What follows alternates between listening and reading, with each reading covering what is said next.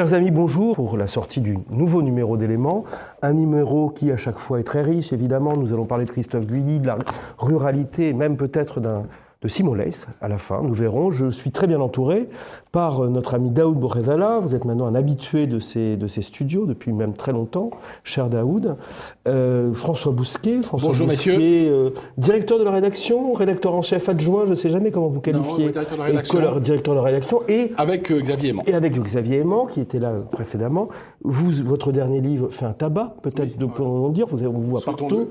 Et c'est très mérité, donc je le rappelle, Le racisme anti-blanc, l'enquête interdite, vous en reparlerez peut-être quelques mots encore pour nos téléspectateurs, paru aux éditions évidemment de la Nouvelle Librairie. Notre ami Christophe Lafosse, Christophe André Maxime, Christophe, bienvenue. Bonjour vous à êtes maintenant tous. Fidèle au poste, et Patrick Luzinski, notre directeur artistique. Bonjour Olivier. Alors, nous allons commencer d'abord par parler d'un nouvel entretien, je dis nouvel entretien parce que ce n'est pas le premier, que nous a donné Christophe Guilly. Pour en parler, je vais me tourner vers Daoud Boughezala. Christophe Guilly est maintenant peut-être pas un familier d'Éléments, mais enfin ça fait depuis assez longtemps qu'on s'intéresse à son œuvre et à ses analyses. L'homme de la France périphérique, l'homme qui est commenté à la fois à droite et à gauche, surtout à droite, il faut bien le dire, pour que certains considèrent comme un sociologue populiste, ou en tout cas qui a pensé le peuple. Et là, vous l'avez interrogé un petit peu à la faveur peut-être de l'inéligibilité de Marine Le Pen. Est-ce que je me trompe en vous posant cette question ?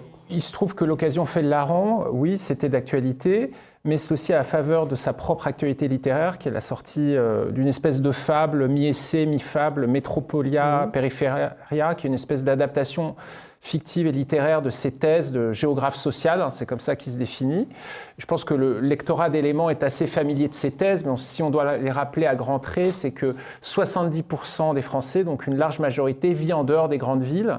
Or, notre modèle économique, politique est pensé de manière tout à fait métropolitaine, c'est-à-dire que les aides sociales se concentrent vers les banlieues, l'activité économique se concentre dans les grandes villes, et finalement, les villes hyper connectées, les fameuses créatives, les villes créatives, disait, je crois, le sociologue de Charles Florida, les smart cities, voilà, se développent au détriment des campagnes, des zones pavillonnaires, de tous les espaces, en fait, les fameux perdants de la mondialisation, sur lesquels un thème qui nous est cher. Et qui recoupe en partie. François, vous voulez rajouter quelque chose ? On a fait un dossier sur la ruralité. Comme Daoud ne va pas le dire, Boughezala, Christophe Guilly a donné pas mal d'entretiens à l'occasion de la sortie de son dernier livre, qui en effet est un conte philosophique, enfin philosophico-politique. Franchement, alors on est toujours jugé parti quand on défend Éléments, mais pour moi c'est le meilleur entretien de Guilly que j'ai pu lire ces derniers mois, parce que c'est l'entretien qui va le plus en profondeur dans son œuvre. Et comme disait notre camarade Daoud, c'est l'homme d'une idée fixe. C'est l'homme, mais en même temps, le génie, c'est l'idée fixe. On parlait de Baudelaire hors plateau. Le génie, c'est le poncif. Il a créé un cliché, comme disait. Ouais, il a créé un cliché que. Par exemple, d'un diagnostic objectif. Ouais, mais simplement personne ne le voyait. Simplement, c'est la lettre volée de Pau. Oui, on a le peuple il y a 15 sous les ans, yeux. Il y a 15 ans, 15-20 ans, ça a été vraiment le pionnier. Et il y a le peuple sous les yeux, on ne le voit pas. On pense que le peuple, à l'époque, il y a 20 ans, il y a plein d'articles, d'articles universitaires sur la fin du peuple. Le parachèvement de la moyennisation de la société. Or, Christophe Guilly nous dit depuis 20 ans, alors évidemment, c'est un discours qui se répète parce que c'est une réalité centrale, guerre des territoires. Il dit que le territoire se polarise à rebours de Fourquet, qu'il ne s'archipélise pas, alors qu'en réalité, il s'archipélise et il se polarise. Les deux cartes se recoupent. L'archipélisation, c'est une France communautarisée, avec des îlots, arabo-musulmans, d'excellence scolaire, etc. Et puis ensuite, une fracturation électorale qui est la matière de Guilly, c'est le bloc central. Disons que la lecture géographique de la France par Guilly s'apparente plus à celle de notre ami Jérôme Sainte-Marie, bloc contre bloc, un bloc élitaire et un bloc populaire. Et d'ailleurs, on le titille un peu avec notre ami Xavier Aimant, qui a effectué un entretien avec moi. On met quelques banderies sur la pensée de Guilly, on trouve un tantinet parfois peut-être trop populiste, ou peut-être qui a une tendance à idéaliser parfois la common decency du peuple, opposé à un bloc élitaire qui serait, qui aurait un peu les vices des élites mondialisées. Et donc on essaie de le titiller pour qu'il déploie un peu sa pensée en expliquant notamment ce qui fait que le peuple est plus...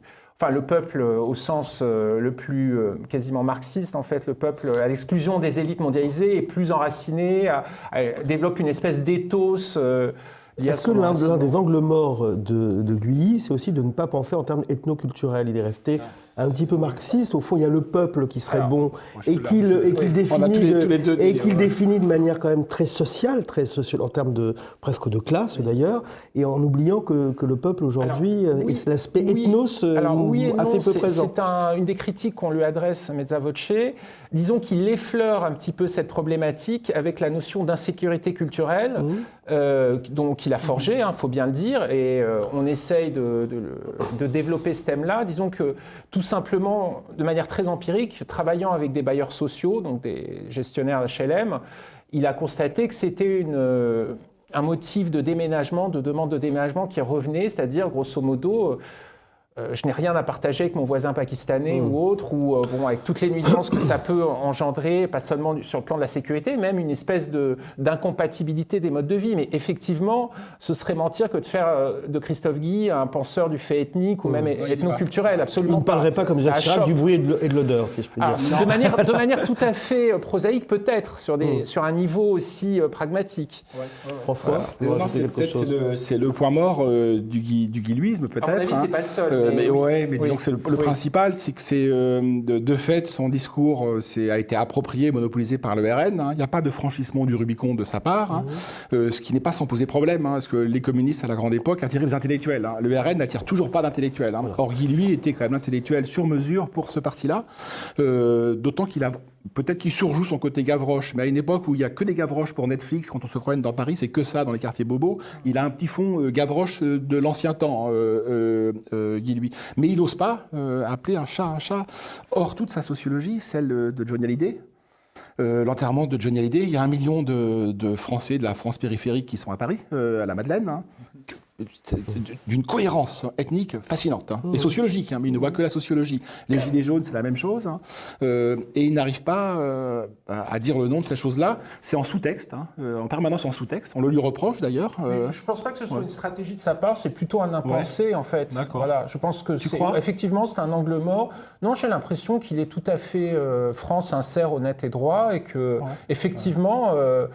Voilà, c'est en dehors de son logiciel. Parce qu'il ne rêve pas d'une France d'hier qui aurait pu allier justement une immigration très contrôlée, et donc avec des gens qui s'assimilent, et une cohabitation plutôt pacifique entre des gens issus de l'immigration et des Français de souche. C'est exactement ça. Sauf qu'aujourd'hui, avec l'immigration de masse, la chose est devenue... je pense qu'il a un logiciel assimilationniste républicain de gauche, type Chevènementiste, qui est tout à fait respectable à certains égards, mais qui semble être quand même dépassé et en même temps, par la situation. Il a compris à la faveur de ce qui s'est passé au moment de Charlie Hebdo, mais là, ça renvoie à des débats d'il y a 10 ans, pas tout à fait à manière d'Emmanuel Todd, mais quand même qu'il était utopique de demander à l'ensemble de la population française d'être Charlie, pour des raisons ethnoculturelles, religieuses que je n'ai pas besoin de développer ici.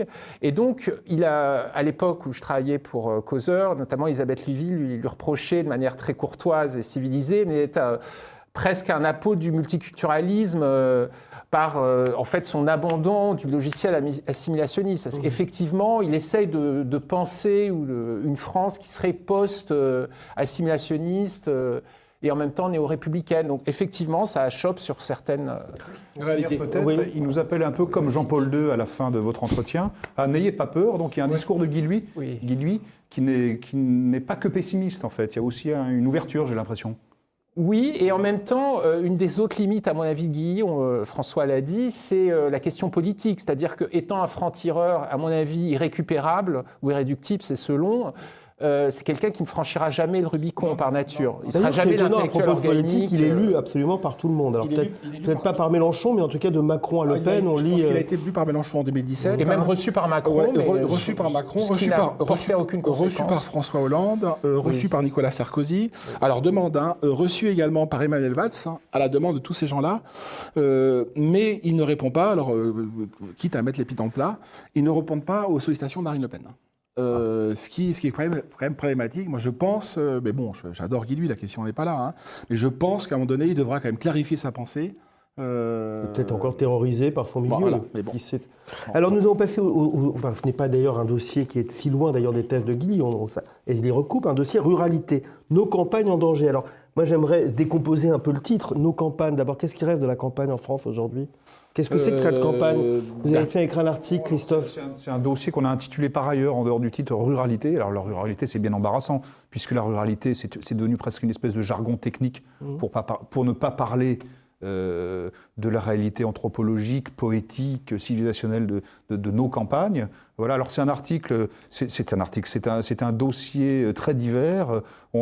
J'invite tous nos lecteurs à découvrir notamment le très grand article de François de Voyer. Très excellent article en effet. Oui. Qui est un mélange, qui est une espèce d'hommage paradoxal à la campagne, mais qui établit des propositions. Il nous incite à habiter, bâtir, redévelopper. Donc c'est quelque chose c'est un air frais, un refuge absolument merveilleux. Nous avons Xavier Aimant dans son registre à lui qui nous fait là une jolie introduction où il se moque gentiment des gens qui veulent retourner à la terre, de ces bobos un peu déçus, un peu désenchantés par un retour à la terre un peu fictif, où ils se rendent compte que les territoires sont en grande difficulté, mais que le problème est un problème avant tout du cœur humain, où en fait le paysan imaginaire a disparu, il n'est plus là, et donc en fait tout le monde est une espèce de citadin mondialisé comme un autre. Donc voilà, donc c'est un dossier très riche. Moi-même, j'y contribue un petit peu avec un peu de poésie, où on revient peut-être à des notions authentiques du paganus, c'est-à-dire le poète paysan qui habite sa terre, qui a une transmission et qui, contrairement avec ce thème récurrent évidemment de l'enracinement plutôt que de l'identité d'ailleurs. On peut par ailleurs citer le livre de Rémi Soulier, qui est La Nouvelle Librairie, et plein de choses comme ça. Au fond, on est très loin quand même de la campagne de Roupnel et de Vincenot, François. Comment est-ce que c'est la tierce voie qu'on essaye de faire et de dégager dans le dossier coincé entre deux visions de la ruralité qui sont problématiques. Déjà, la question du terme ruralité et territoire aujourd'hui, qui a évacué le terroir, enfin l'appartenance, le paysage. C'est comment aménager une campagne qui ne relève pas totalement artificialisée d'une agriculture d'une agriculture industrielle en réalité, vers laquelle on se dirige, sans protection de nos frontières, ce qui fait qu'on se dirige vers des fermes méthanisées, des fermes solaires, des fermes de 1000 vaches, totalement artificialisées, et en vis-à-vis, comment ne pas tomber dans la caricature outrancière de l'écologie politique. Pour rappel, l'écologie politique, c'est tombé il y a 15 jours, là. Il y a du ramassage scolaire en Bretagne, chez Patrick, qui se fait avec un cheval de trait. Oui, et bon, qu'est-ce qu'a fait Émeric Caron et les antispécistes ? Ils ont fait une grande pétition nationale pour protéger les chevaux de trait. Donc on essaye de trouver la voie médiane entre la folie furieuse des Khmers verts, tout en défendant une écologie enracinée, qui est celle de François de Voyer qu'évoquait Christophe. François de Voyer fait un retour à la campagne, puisqu'il a passé un bac agricole, il a refait des études d'agriculture, et il nous rappelle ce qu'était la campagne et ce qu'elle peut redevenir, mais en évitant, se gardant de l'idéalisation et de la tentation qu'on nous vend aujourd'hui, au nom de la mondialisation, comme... On n'a pas sanctuarisé l'agriculture à la différence de l'énergie. L'énergie ne relève pas de l'OMC, l'Organisation mondiale du commerce. L'agriculture, si. Donc on est victime d'une concurrence internationale. Comment on fait pour protéger nos paysans ? On ne les protège pas. Le choix qu'on a fait, c'est des fermes XXL. Donc ça veut dire que nos 500 000 paysans, à horizon de 5 ou 10 ans, la moitié ne seront pas remplacés, parce qu'ils seront à la retraite. Avec une sorte de population de grand remplacement. On parlait de Guy Louis, mais Guy Louis a vu ce phénomène se faire dans l'Ouest, dans tout l'Ouest de la France, où les campagnes sont en train de se désertifier, et ce sont les citadins qui viennent s'installer. Et donc avec le mode de citadin, c'est-à-dire qu'il leur faut la fibre parce qu'ils font du télétravail. Donc la campagne telle qu'elle existait avec ses habitants est en train de disparaître. Mais pas que des signaux négatifs. Parce que vous voyez, en effet, il fait le portrait d'une campagne qu'on a idéalisée, mais en réalité, c'est le Formica il y a 50 ans, et aujourd'hui, c'est des distributeurs de pizza dans les villages. Donc ne rêvons pas non plus, avec un déplacement automobile, une dépendance automobile qui est phénoménale. Vivant là-dedans, je le vois, même pour faire 500 mètres, les gens prennent la voiture. Donc pour amener les enfants à l'école, c'est 1 kilomètre, on prend la voiture. Donc c'est pas idéalisé, mais néanmoins, il y a des opportunités qui s'offrent à nous, et on essaye de les explorer dans ce numéro. Et quelles seraient, pour éclairer un peu nos téléspectateurs, les vertus d'un retour à la campagne, si tant est que ça puisse exister ?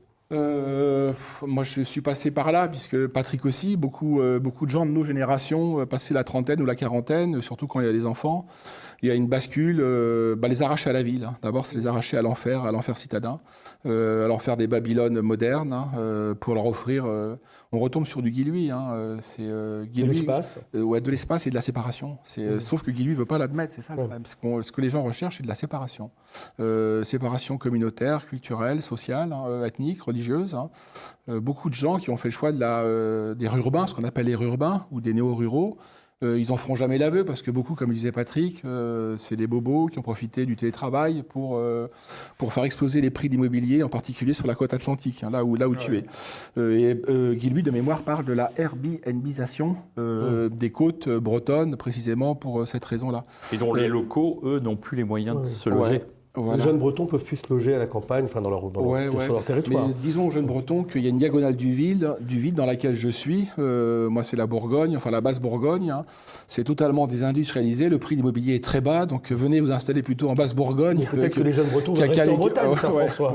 C'est plus compliqué, mais voilà. Mais écoutez, alors oui, vous vouliez parler de Peter Turchin, parce que vous faites un portrait de cet intellectuel assez méconnu pour l'instant. Moi, j'ai découvert son existence, en tout cas en lisant Éléments. Est-ce que vous pourriez nous éclairer sur Peter Turchin, qui est un penseur un peu pas un collapsologue, mais un penseur de l'effondrement à sa manière. Si, à sa manière, oui. Peter Turchin, c'est un savant d'origine russe qui s'est installé aux États-Unis. De formation, c'est un biologiste qui a travaillé sur les sociétés animales et donc les comportements animaux. Et puis à un moment donné, on a fait le tour. C'est très bien d'étudier les rats, les fourmis, les oiseaux, etc. Mais bon, il dégage des invariants. Donc, et à un moment donné, il s'en est un peu lassé. Et il s'est dit pourquoi on n'essaye pas il renoue avec le structuralisme au fond. Pourquoi on n'essaye pas de dégager des invariants dans les sociétés humaines, hein, donc même pas des cycles, hein, c'est des grandes étapes qui scandent la vie et l'effondrement des sociétés. Donc il s'est intéressé, il a réuni un matériau phénoménal grâce aux moteurs de recherche, grâce au big data. Et il a réuni à peu près 10 000 ans d'histoire et 700 civilisations. 700 civilisations, 10 000 ans d'histoire qu'il a foutu dans un ordinateur, dans des machines, pour essayer d'en tirer des lois de l'essor des civilisations et du déclin des civilisations. Et il retient deux facteurs qui me semblent très originaux et très nouveaux, en tout cas. C'est la surproduction d'élite. C'est pas, dans l'absolu, c'est pas que c'est totalement original. Simplement, il fait un focus très fin sur ce qu'il appelle la surproduction d'élite. Et il montre que l'effondrement des sociétés, souvent, ou en tout cas les révolutions, ce sont des guerres où la force d'appoint, c'est le peuple, mais ça n'est qu'une force d'appoint. En réalité, c'est un discours antipopuliste à sa façon. Le peuple n'est là que pour être l'auxiliaire d'une classe sociale, les élites, parce qu'il y a un conflit intra-élite. Il donne l'exemple de MeToo. MeToo n'a pas du tout affecté l'électorat populaire. La caissière ne s'intéresse absolument pas à MeToo, je veux dire. Donc ça n'a affecté qu'une lutte inter-élite, donc au sein des élites, parce que il y a quantité d'élites, notre surproduction d'élites universitaires fait qu'il y a quantité d'étudiants de Bac plus 5, Bac plus 7, tout ce qu'on voudra, qui sont sous-employés. Donc ça nourrit une rancœur, ça nourrit un ressentiment. Ça recoupe les travaux d'Augustin Cochin, surtout de Cochin, qui avait travaillé sur la Révolution française et qui avait montré que la Révolution française n'aurait pas pu avoir lieu sans les notaires de province, sans les avocats les avoués de province, un peu ratés, les médecins, les pharmaciens. Donc c'est un bouquin, ça s'appelle Le chaos qui vient au Cherche Midi. Ça a tous les défauts des livres américains. C'est l'histoire quantitative, un peu structuraliste. Mais en même temps, ça a tous les avantages et les qualités des bouquins américains. C'est vivant, drôle, avec des exemples percutants. Donc je le recommande à nos auditeurs. Peter Turchin, on va retenir Le chaos qui vient au Cherche Midi. Le chaos qui vient au Cherche Midi. À propos de chaos, François, j'y reviens parce que c'est un livre important, je pense. Le racisme anti-blanc, l'enquête interdite. On entend à la faveur de la mort de Jean-Marie Le Pen, on a entendu... Vous savez, cette phrase, à Mante la Jolie, je vais te faire courir, tu vas voir Rouquin là-bas. Mais il se trouve que dans nos banlieues, la phrase qu'on entend le plus souvent, c'est plutôt je vais te faire courir, sale blanc, en quelque sorte. Est-ce que vous pourriez nous parler très brièvement, il nous reste 7 minutes, on a encore quelques petits sujets à porter, mais du livre, de son écho, parce que nous sommes ici entre nous à Éléments. Je vous vois sur CNews, dans le journal du dimanche. Est-ce que, en dehors d'ailleurs des médias un petit peu dissidents, entre guillemets, même si CNews est un média grand public, vous arrivez à toucher votre public? Non, le bouquin ne sort pas le bouquin, pour le moment, ne sort pas de la réinfosphère, plus Bolloré. Alors Bolloré était la nouveauté pour beaucoup d'entre nous. Bolloré, Sterrin... si, Marianne, exact, Marianne. Ici, à Marianne et Rachel Binas, on a fait un débat avec Kevin, merci Daoud, avec Kevin Boucaud-Victoire. Mais néanmoins, cela étant dit, elle a quand même du mal à rentrer dans les médias centraux, le livre, parce qu'il heurte de front une croyance qui est de plus en plus ancrée dans le système journalistique, universitaire, c'est que le racisme anti-blanc n'existe pas, ne peut pas exister dans un univers dominé par des normes blanches. Enfin, c'est toutes les théories du racisme systémique, qui fait qu'on a quand même le plus grand mal depuis 10 ans à parler du racisme anti-blanc. Moi, je rappelle à la fin du bouquin les lynchages anti-blancs 2005. 2005 et 2006. À 2 reprises en 2005, 2 reprises en 2006. Ça avait percé le mur médiatique, puisque Le Monde, Paris Match, Libé, Le Figaro en avaient parlé. Même Bernard Kouchner. Kouchner, Taguieff, Finkielkraut, pas mal d'intellectuels juifs de gauche avaient signé une pétition. On défend Kader. On défend, mettons Samuel, enfin un prénom, Bruckner avait signé, mais pas Sébastien. Mais pas Sébastien.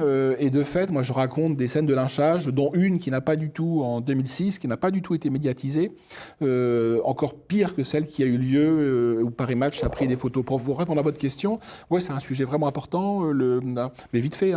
Jusqu'à présent, il y avait eu un seul livre d'enquête, mais très frustrant, très petit, de Tariq Yildiz, qui est un sociologue, qui avait recueilli les témoignages sur le Bondi Blog il y a 15 ans de cela, mais il n'y avait rien, quoi. Donc franchement, c'est un travail pionnier, je le défends, et qui te prend à la gorge, parce qu'on est... prend à la gorge, en effet, écho assez émouvant quand on regarde un peu sur les réseaux sociaux ou qu'on entend parler de ce livre, que ça libère la parole aussi. Je pense que c'est le but. Est-ce que le but, au fond, François, c'est pas que tu fasses de ce livre une arme pour qu'il y ait un MeToo? Moi j'aimerais bien, j'ai fait une vidéo là-dessus, en appel à témoins, sans basculer dans un phénomène de victimisation. Ça, c'est ce que reprochait Julien Rochdy, d'ailleurs. On me l'a souvent reproché, mais en même temps, ça m'est reproché par Rochdy, par Paul Sugy au Figaro, ou d'autres, mais c'est parce qu'ils n'ont pas été à la place des gars dont je parle ou des filles dont je parle. On a tellement peu intériorisé la victimisation qu'il faut aller vraiment les chercher les témoins presque avec les dents. Parce qu'ils veulent pas témoigner. Parce qu'ils n'arrivent pas à se mettre dans la peau d'une victime. Moi, j'ai un témoin. Peut-être quelque chose de peu gratifiant aussi, de presque honteux de la part d'une victime. Oui, mais à un moment donné, il faut se confronter à la vérité et pas se réfugier dans le déni. Moi, j'ai un témoin à Bourg-de-Péage qui est juste en face de Romans-sur-Isère, juste en face. Le gars, il a 26 ans, il est livreur et il s'est fait massacrer la gueule quand il avait 16 ans par des Afro-Maghrébins du quartier de l'Horloge à Romans-sur-Isère. Et il me dit la chose suivante. Il y a 10 ans, c'était lâche pour moi de témoigner. C'est lâche, je n'ai pas voulu. Et 10 ans après le meurtre de Thomas, c'est lâche de ne pas témoigner, quoi. Le témoignage est bouleversant parce que le gars, c'est un chauffeur-livreur, il n'a pas de code culturel qui lui permette... puis il y a un vide identitaire au départ. Il y a plein de témoignages comme ça. C'est qu'on a lâché... quand je parle du séparatisme, tout le monde se sépare. Tout le monde se sépare. Et moi, je parle des gens qui n'ont pas pu se séparer. Voilà. Des derniers blancs qui étaient aux Ulysses, à Évry, au Murau, etc., qui n'ont pas pu quitter ce qu'ont fait tous les autres, le white flight, l'exil pavillonnaire, s'acheter un pavillon à crédit et s'endetter pendant 20 à 30 ans. Ça correspond aussi à une sorte de lutte de classe, parce que dans vos témoignages, c'est le petit blanc. C'est le petit blanc. C'est exact. C'est pour ça que on commence à voir ce que ça rentre dans les centres-villes aujourd'hui. Et puis parfois, par le ramassage scolaire, il y a des gens qui ne sont pas forcément des petits blancs, qui dans le ramassage scolaire sont embarqués avec... c'est un truc fascinant, le ramassage. J'ai des témoignages sur le ramassage scolaire que je n'ai pas dans le bouquin, dans des bourgs de 2500 personnes. Les types, leur hantise le matin, c'est de rentrer dans le car et qu'il n'y ait pas de place de devant. C'est leur hantise. Si tout est occupé devant, ils vont au fond et ils se font massacrer. Le ramassage peut durer 50 minutes, parfois, 40, 50, même 1 heure. Il s'arrête, le car s'arrête, machin. Donc tout ça, on ne va pas le voir en centre-ville. Le chauffeur de bus participe lui-même au racisme anti-blanc. Non, il y a une vidéo. Non, il y a une vidéo là hier ou avant. Il y a que ces jours-ci à Marseille, une nana qui a, âgée, qui a remis à sa place plein de petites racailles. On voit très bien comment ça fonctionne. Enfin bon, voilà. Ils agissent en meute, pour prendre en quelque sorte en meute. Et ce racisme intéressant peut aussi provoquer un réveil identitaire chez certaines de ces victimes, qui ne savent pas, et c'est l'objectif qui se découvre parce qu'il y a une possibilité. Malheureusement, c'est l'assimilation en envers. Moi, je vois de plus en plus dans le métro des filles aux yeux bleus, parfois très jolies d'ailleurs, rarement, mais parfois très jolies, ça arrive, avec le voile. Moi, dans le TER, Patrick m'a fait suivre ce matin, enfin ces jours-ci, un témoignage qu'on a reçu d'un Français qui est jeune, qui est étudiant, qui est parti en Asie. Lui, il est né à Champigny-sur-Marne, dans une famille de 5 personnes. Je vais le contacter. Merci Patrick. Un frère drogué, frère aîné drogué, qui est le modèle. Le frère cadet converti à l'islam. Parce qu'il n'y a pas d'autre solution. Je veux dire, pour eux, il n'y a pas d'autre solution. Ou alors la fuite. Ceux qui font le nombre de témoins qui se sont barrés, c'est sidérant. Espagne, Italie, il y a des pays que je ne peux pas dire, en Europe, parce qu'ils ne veulent pas que je le dise, et certains même à l'autre bout du monde. C'est les théories d'Hirschman, exit, voice ou loyalty. En cas d'affrontement, on parle, on fuit. On fuit, c'est la fuite, je le reprendrai. Merci Daoud, je le reprendrai. Ouais. Et nous, ce qu'on veut, c'est précisément qu'ils aillent au combat, quoi. Puisque notre ami cité Jean-Paul II, il faut dire, n'ayez pas peur, entrez dans l'espérance. Après ces témoignages, il faut quand même espérer. Et j'espère qu'Élément permet d'espérer un avenir pour notre civilisation. En attendant, je vous retrouverai dans 2 mois pour parler du prochain numéro. Et avant moi, vous aurez le plaisir de retrouver notre ami Patrick Luzinski pour cette année-là. Cher Patrick, nous verrons de quoi vous allez nous parler dans un mois. Merci à vous, bonjour, bonsoir, au revoir et bon courage. Tenez bon. Au revoir.